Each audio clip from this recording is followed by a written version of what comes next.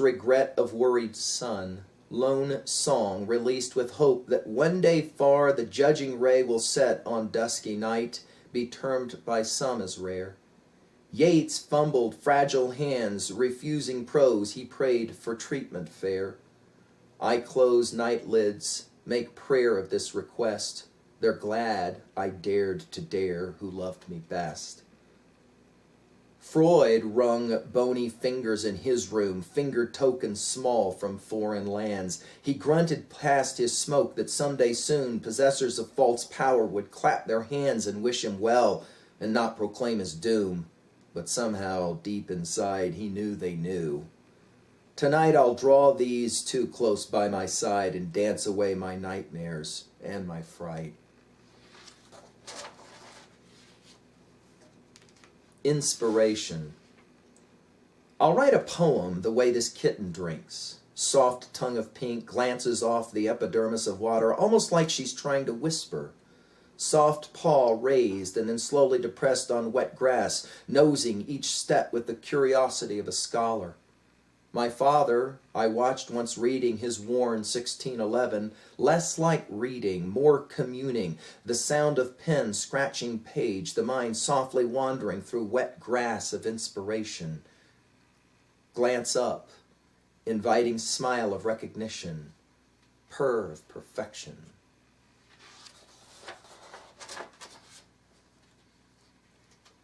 Off.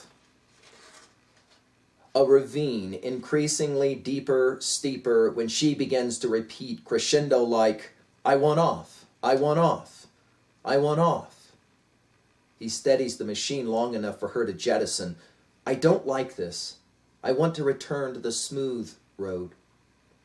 With a smile proving he knows she's right, today is no good day to do harm. He works first reverse, then forward, then reverse again to point back up and away from deepening gorge and late afternoon shadow darkness where he thinks he might hear the lap of creek. She grabs his shoulders, presses chest to back, whispers, sorry I'm such a wimp. He turns his head and says only, okay.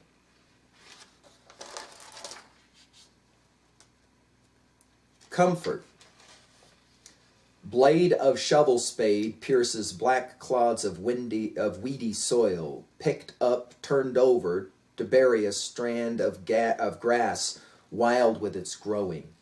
Earthworm blinks against warm morning sun, working now with his fingertip nose, seeking dark-filled house of damp solitude. His cat watches and waits. Sudden sparrow will not have it so, but alights in spite of the digger and his scarecrow shadow. Quick beak, and then is gone to feed open mouths, open throats, waiting impatiently. Yeats reported in 1919, man is in love with what vanishes. What more is there to say? The hunched cat, robbed of his prize by false fowl, turns on soft paws, slinks away.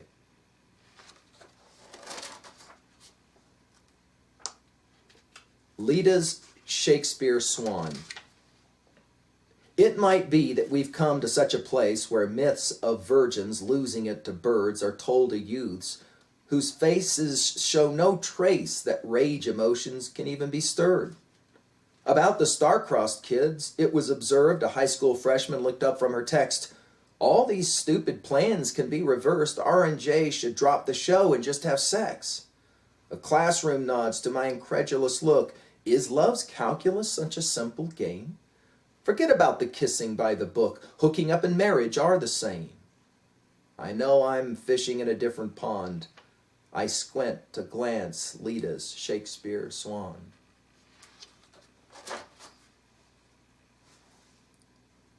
Scarecrow. From a pulpit in Hamilton, New Zealand, you screamed, right hand pointed to heaven, looking out over the fields white to harvest. Martin Luther will roast in the hottest pit of hell for what he did to Christianity. I recall turning around in my pew to see the ancient woman who had cawed at you. How can you, Protestant, say that? I was 12 and had been taught, you don't speak in church. You seemed satisfied and kept going, ignoring her request for clarification. Decades later, I would ask how a committed Christian evangelical could have converted to Islam. I suggested it a blasphemy to both faiths. But you seemed satisfied and kept going, ignoring my request. I always assumed someday I and the ancient woman would get our answer.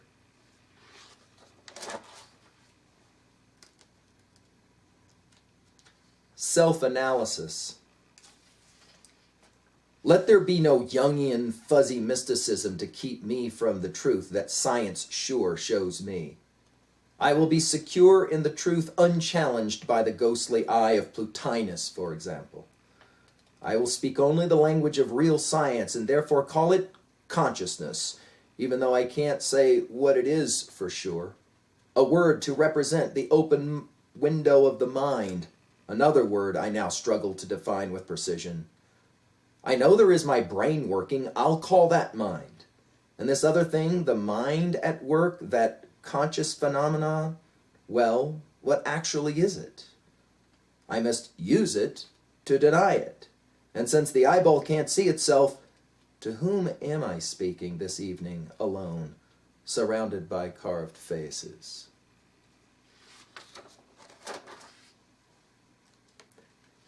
Negotiations. His prescribed equation for work effort was intricately connected with the possibility of a shower. Inquiries must be made before the project commenced. How long and how close was the relief of a good wash? It had some tie to those summers outside Abilene, haying for long days, the alfalfa grabbing deep into his tan skin and not wanting to release. If a bath was imminent, he put his shoulder to the wheel as few others could. But if he was told his perspiration would only find relief from a folded bandana, maybe dipped in water, then his finger would hardly move or lift to show his deep core strength. Those of less intel might call him lazy, but they had never seen him sling a bale or hammer a nail.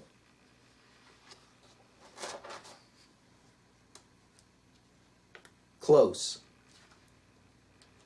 Past crossed ankles atop a dashboard, a desert of stone and bone carves its next offering, while cumulus filled with dusty tears look on waiting to applaud. Review mirror repeats absolute truth. Objects are always not as close as they appear.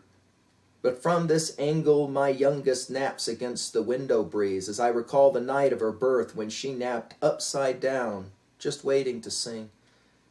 If death was created by man, then what of bone and stone's attempt to assign blame to objects not as close as first appeared? And what else smells as much like accusing rain?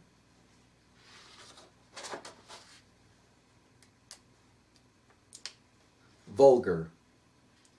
For Yeats it was a tower, a gyring, spiring treadmill of stair. Whitman's yawping hawk would become, along with grass, his lifelong symbol theme. I could go on, Michaux's Warsaw, each a way to qualify the spark, this life. I ponder what for me will do the job of speaking to my inmost symbol need. I find nothing grand will do for such a silly life. I look beside me, Miles, my bag of leather that houses my necessaries, and those sometimes of them I love. A simple satchel worn as messenger or rucksack speaks of the words I cannot, of loads lifted, carried, sometimes dropped, since expenditure of energy uselessly is a sin. I will accept this vulgar gift I give myself, a symbol to define the man I hope I am. Flycatcher of the Moon, inspired by Yeats' The Crazed Moon. She pops the lid right off the moon with slender fingers, needles of bone, tosses her head back with open, slight mouth, simple, soft tongue, and laughs to push lone strand of sun-blenched hair lock behind the cool ear with diamond stud. One emerald eye fixes me with the soft scream of delight, a wink to tell me it's all right to dream that moonshine could lead us to the ragged cliffs of love. Or then she's up, pushed by some unknown moonstone force, and off she skips towards the cliff where waves of tumult crash below, howls one final scream laugh, and she's held suspended in midnight, mid-light, arms to hug space, empty against falling moon, and my panting, breathless, folded over reaching arms.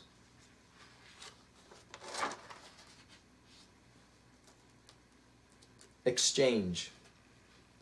When you asked me what I was thinking about, you could not have meant for me to tell the truth honestly of what strange random thoughts were coursing stream-like through my slightly broken head.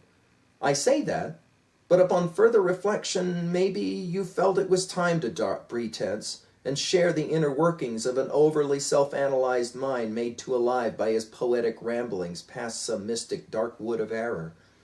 I blinked against the bright moonbeam and drew up on a single elbow and screamed quietly, as in a dream of sorts.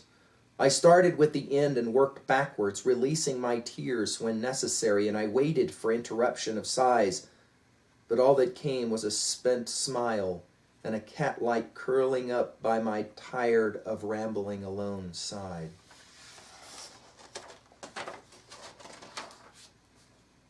Joy. Pulling the Band-Aid off in a bubble bath makes it hurt less. Both hands hold soft cheeks and light a kiss upon cold nose. Smell of newly opened box or bag so sweet you squint. The growl a kitten makes as she curls into her golden body, naps with folded knee. Long journey ended in familiar driveway of flowers drooping for lack of moisture. Wave goodbye in review mirror, one last nod, departure, a child, not a child.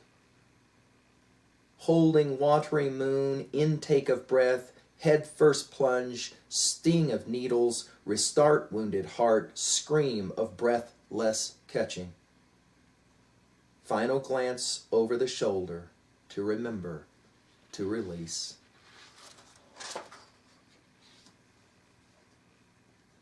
Operation. For Dad on birthday number 72 he never had.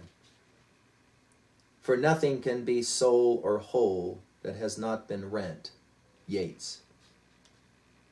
The broken only know what repair is, the needed tool or tools brought in haste or slow, from scarred toolbox, left alone in oily garage, surrounded by ancient blades grown rusty dull.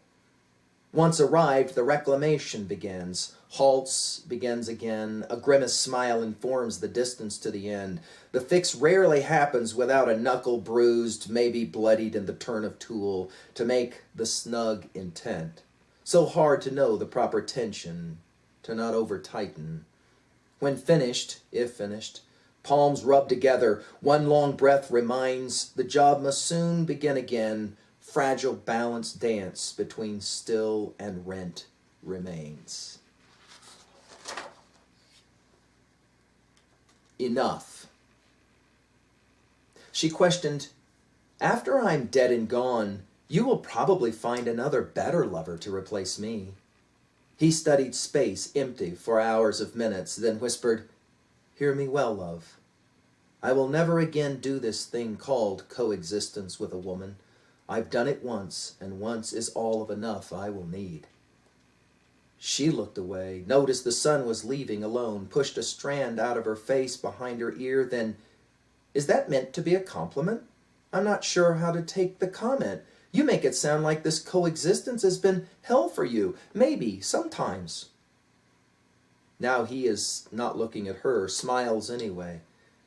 Take it any ways you wish or need.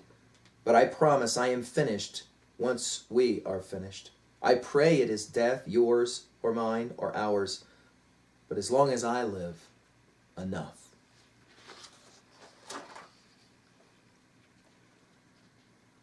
Count. Simple line, horizontal, call it a line segment. Measure close, provide the vertical zero mark to determine midpoint. But what are these two arrows pointing outwards on each end of this line? Arrows clarify infinity is now referenced. No matter what number is stated, one more can be added forever, an empty eternity of imagined integers standing at attention, waiting to be counted or commanded. But what at this zero mark now? The center of infinity seems like the middle of nowhere. Just call it a necessary evil. Can't do much upper level counting without this arbitrary mark on the number line, imagined or not. But what if God is somehow akin to our assumed center from which or towards which all life energy counts?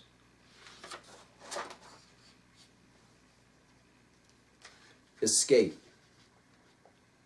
Her mighty, pulsing river heart skirts like a small brookie or larger brown until taking shade for a while behind worn boulder, the slight swish of tailfin, and off again to deeper pools and the promise of lucid sunlight. Smooth cast line might tempt her seeking mind to rise and nibble at desire's well-tied fly, but with firm jerk of the line, she fights the soft pink flesh along her jaw, rips apart skin to be free of capture, and darts off to skim currents elsewhere unknown.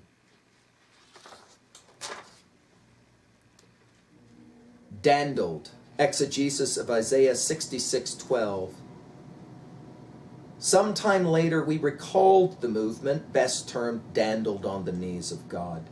But at the time it only felt like all songs divine had emptied our hollow curse of heart, aching with the forbidden longing of homegoing. Our songs contrived to comfort the aged, educate the strong, miss the steady rhythm of earlier hymns.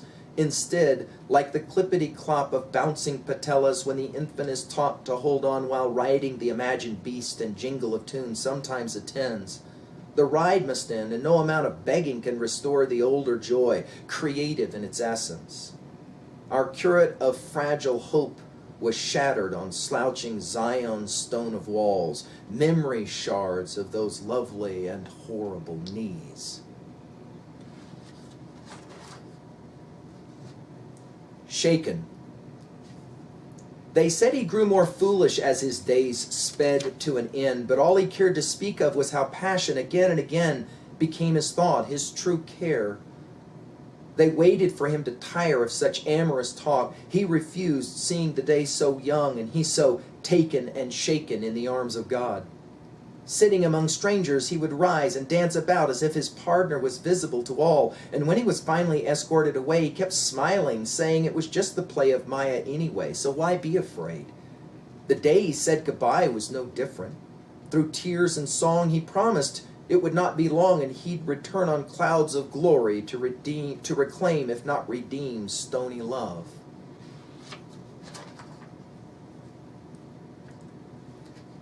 Purple. Squatting child alone behind his father. Sharp blade of Gerber, open slick rainbow, turned over, jerking, treasure trove of red-blue organs, until now a soft machine of fire. Surgeon hands plunge body and knife under swift current. Away floats bruised rainbow of lost vitals, messy poetry of purple lover cast off to feed another.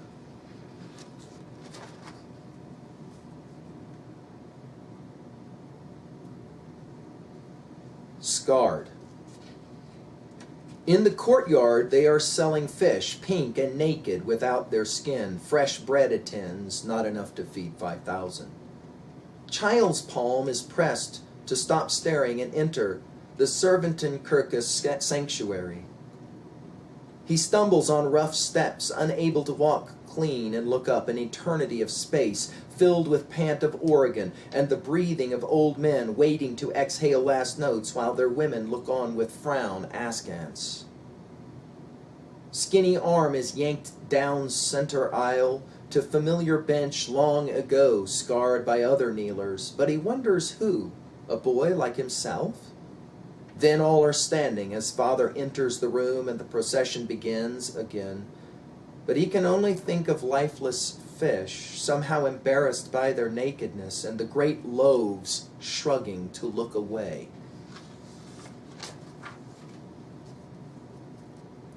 Heart of a warrior.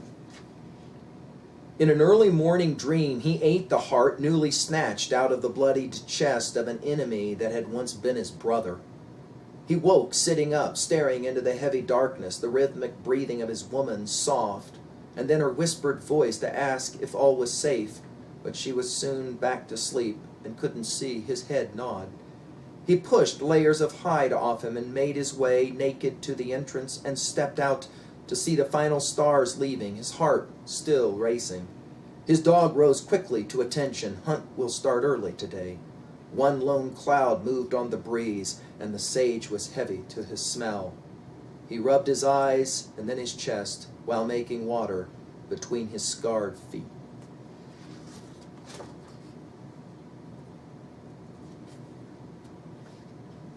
Pastoral. She said, "We're not in the whole folks' home yet." Told him to turn off Beethoven's Sixth.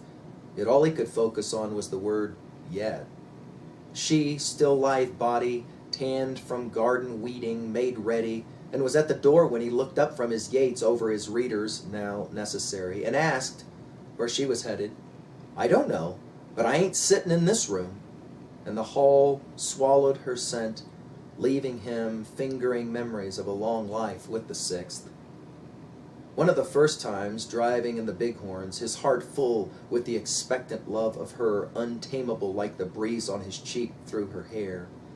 He remembered at some point she had whispered into his still wet ear, "This is going to be fun."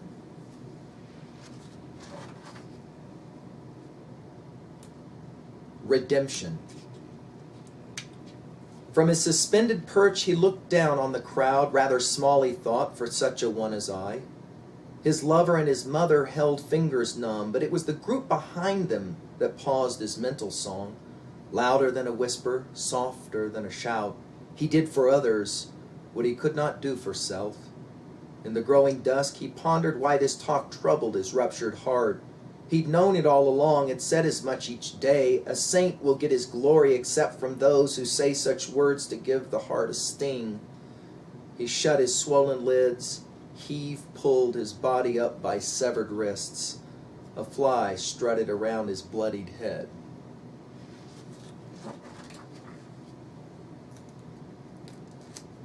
Clog. Beside a mountain creek, an orchestra of wood drifted to a stop, converged in a single mangle. Once green, now dead or dying, small rodents picked their necessaries. A crawler plays his part. The stream knows no stopping to view confusion of splinters, turns its head to look away towards objects more forbidding, large boulders up ahead. An ancient between casts, I asked, "What about life?" At first I thought he pointed to the stream that carried current strife, but instead his bony finger made gesture towards this pile. "You think it's flowing great till a branch or two clogs things."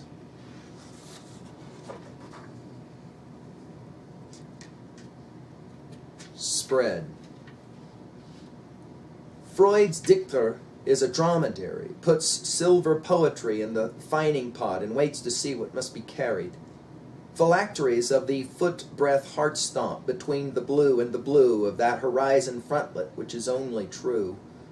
Our poet said, "I love words that function as both verb and noun, like love or spread or God."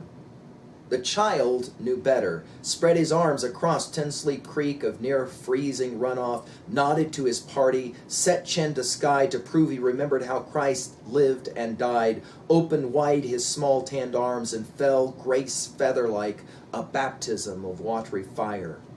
Right before he leapt, he winked and screamed, "Hope and glory," and we knew the poet's stony story.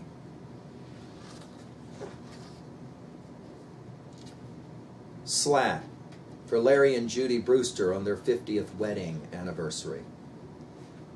Out the window of a room on the back side of my shack of memory, I can see an ancient barn waiting for the final gust to report the end. Weeds have called the inner sanctuary their place of conquest. The loft sags vacant of the smell of hay that once filled it. Dung of fowl and cow have long since dried to ash, while wildflowers make way for monarch's maddened flight. Sun's rays pray through widening slats made naked by lashing rain. Yet still it stands, a testament to evolutionary rage, a refusal to be anything but forgotten in an age when resurrection is deemed a myth. Resting on one shoulder, I watch late noon turning shadows on the sinking roof. I am pleased to have called this structure mine in this memory moment. and know that time is still a victim to the courage of perseverance, the faith of lonely hope.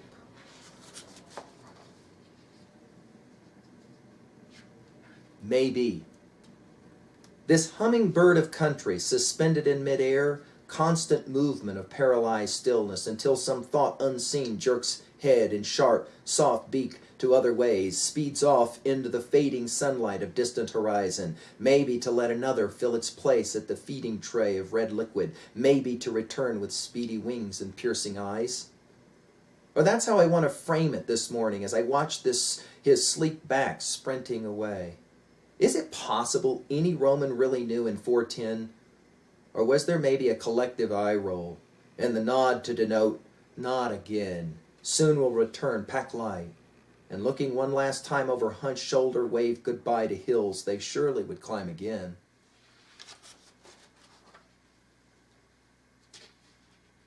Okay. He thought to say, I don't need love or even liking. All I've ever hoped for in this wool-crusher, soft-brim life with you is to be seen and maybe accepted with the sight. My demands have been few if far between, at least allowed. Unstated, I fear, I made my claim to be forgotten if not loved in sun and wind and rain. And then just now I watched a fox trot within arm's reach, his matted, ragged tail aloft, and in his mouth the rabbit, twisted gray, I had seen before playing near the creek. The fox knows only hunt and kill, has no need of further will. Squirming rabbit was born for ill. Such, I know, is how life plays or frays. A faded ribbon of water stays only for a day of days. All this he sought that he might say, but shrugged to whisper soft, okay.